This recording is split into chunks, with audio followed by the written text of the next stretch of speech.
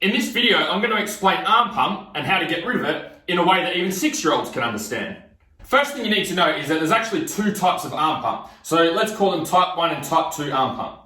Type 1 arm pump comes on at the start of a ride. It's the worst when you first get out for a ride, and as you keep riding, it gets better and better. Type 2 arm pump is the opposite. It starts off okay, the longer you ride, the worse it gets. The more time you spend on the bike, the worse the arm pump feels. If you have type 1 arm pump, you've either got a comfort or a warming up issue. Let's talk about warming up first. When muscles are warm, they're elastic. So think about an elastic band. It's quite stretchy and it's quite pliable. It can twist, it can move, it's flexible. When muscles are cold, they become quite rigid and stiff. They lose their mobility, lose their flexibility, lose their pliability. So think about like a piece of steel wire, okay? It doesn't have much flex or much give, doesn't really stretch. The problem we have is when we go and ride and we haven't warmed up adequately and we're trying to do things that our warm muscle should be doing with a cold muscle.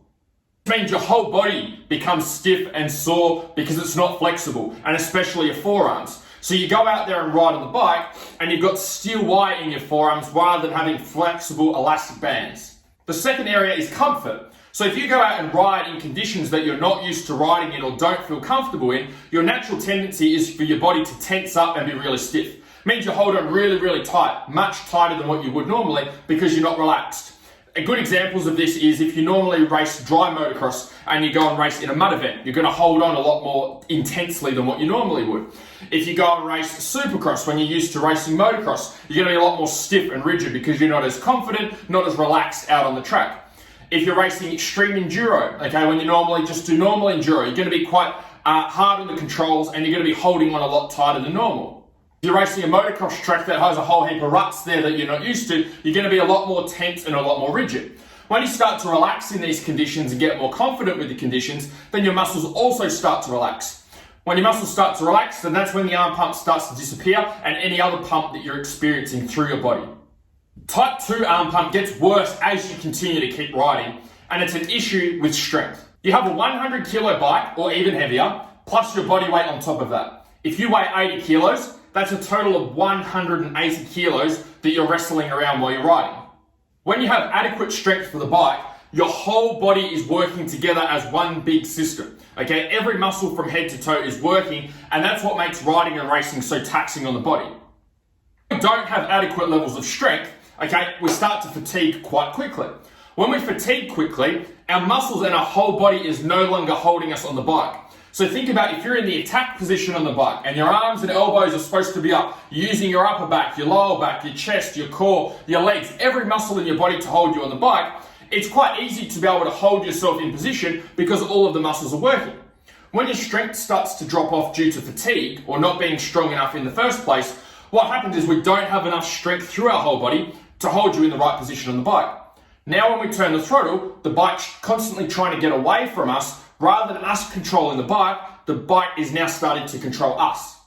Now what happens, because the bike's constantly trying to get away from us, and we've got 180 kilos there, we've got a 180 kilo missile which is constantly trying to get away from us. And we don't want it to get away. So our natural tendency is we grip on a lot tighter with our arms because we don't want the bike to get away.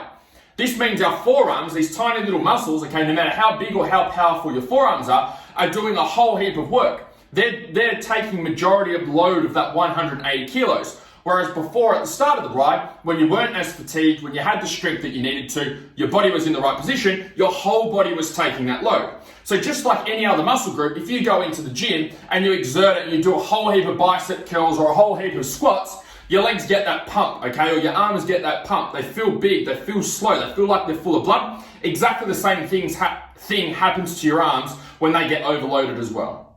Two common reasons for not having adequate strength on the bike is number one, not doing the proper strength training and strength work in the gym to transfer over to riding and over to racing.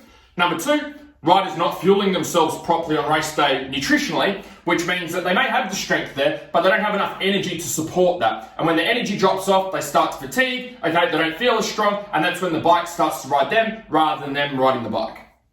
A few things you shouldn't bother wasting your time or money with in terms of arm pump. The first one is arm pump supplements. There is no such thing as a supplement that gets rid of arm pump. If you have a mate that claims that he took something and it got rid of arm pump, more than likely it's just a placebo effect. You need to make sure that you're fueling your body correctly and putting the right nutrients in, the right fuel in the fuel tank. Most of us fuel our bikes with 98 octane fuel, or the best quality fuel we can get, and we put shitty 91 in our bodies. Okay, we need to make sure we're putting good quality fuel in our body so it can run as well as what the bike is.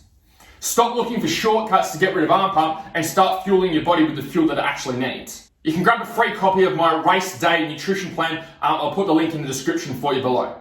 The next thing is arm pump devices. A lot of these arm pump devices work on two things. Number one, warming up the muscles in your forearms or in your arms. Number two, working on stretching these. Nothing revolutionary here, okay? Nothing that you can do nothing that isn't able to be done without these devices. For type 1 arm pump, these devices can be somewhat helpful. For type 2, they're only going to be temporary symptom relief, okay, or give you this much progress in getting rid of the arm pump in terms of this much progress in getting rid of the arm pump. For example, if you really need to get stronger and you're lacking strength, you need to go and work on building strength to help you with your riding and helping with the racing. Using some sort of stretching device might give you this much progress and this much more strength. Okay, doing a special warm-up exercise with a special device or special arm pump ball or whatever it is might give you this much progress. The thing that's going to give you this much progress is fixing the underlying issue, which is actually getting in the gym, doing some proper strength training and getting stronger. That's going to transfer over to the bike.